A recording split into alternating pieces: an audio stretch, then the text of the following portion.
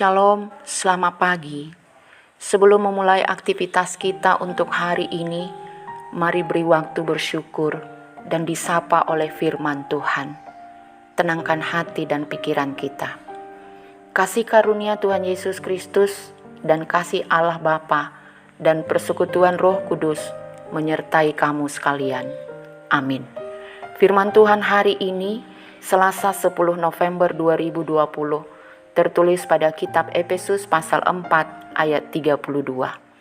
Tetapi hendaklah kamu ramah seorang terhadap yang lain, penuh kasih mesra dan saling mengampuni, sebagaimana Allah di dalam Kristus telah mengampuni kamu.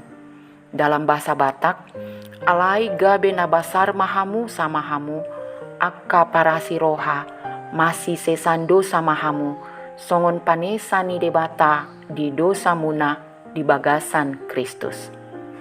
Bapak, Ibu, saudara-saudari, sebagai orang percaya, sebaiknya kita harus menunjukkan terang kebenaran itu kepada siapa saja dan dimanapun berada, meskipun tidak kita kenal atau yang tidak berkaitan dengan diri kita, sehingga terang itu bisa dilihat dan dirasakan oleh orang lain, hingga mereka melihat perbuatan yang baik dan memuliakan Allah Tuhan kita.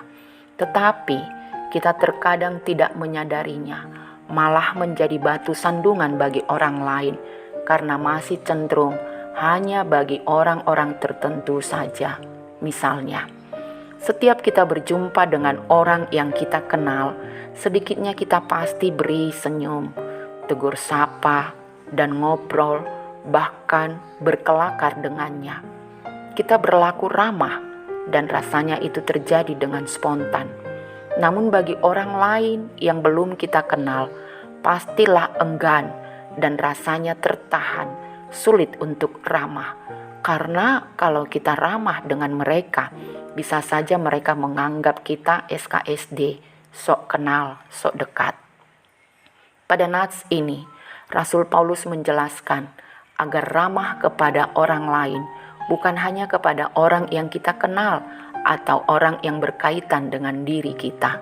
Ramah yang dimaksud adalah kasih mesra yang harus melekat dalam gaya hidup, bahkan menjadi ciri khas kepribadian atau identitas orang percaya yang harus dilakukan sampai penuh atau terus terisi walau sudah ada, sehingga kasih mesra orang percaya terlihat dan terpancar kepada orang-orang lain, kepada orang banyak dan banyak orang.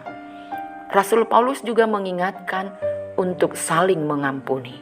Bapak Ibu, Petrus juga pernah bertanya kapan ia bisa berhenti mengampuni dan mulai melemparkan pukulan. Orang-orang Farisi mengajarkan bahwa mengampuni seseorang 3 kali sudah cukup. Jadi Petrus yang menganggap dirinya benar bertanya, apakah 7 kali akan berhasil?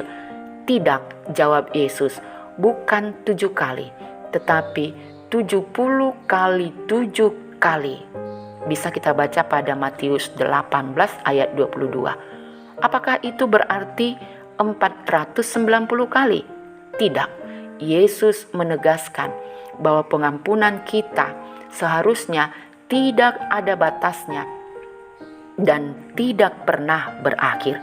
Sebagaimana Yesus yang mengampuni kesalahan umatnya, Yesus rela mati menyatakan kasihnya dan untuk mengampuni dan menyelamatkan orang percaya.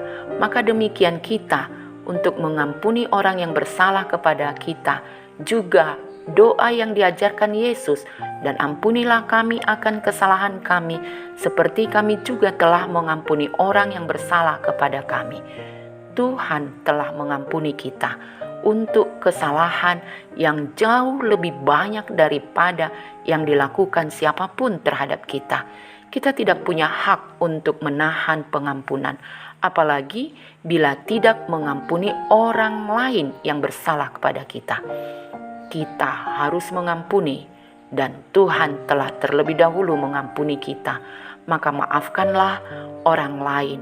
Jangan pernah menyimpan atau menimbun sakit hati, tetapi segera ampuni, maafkan, dan perbaiki, maka hidup kita semakin diperkenankan oleh Tuhan.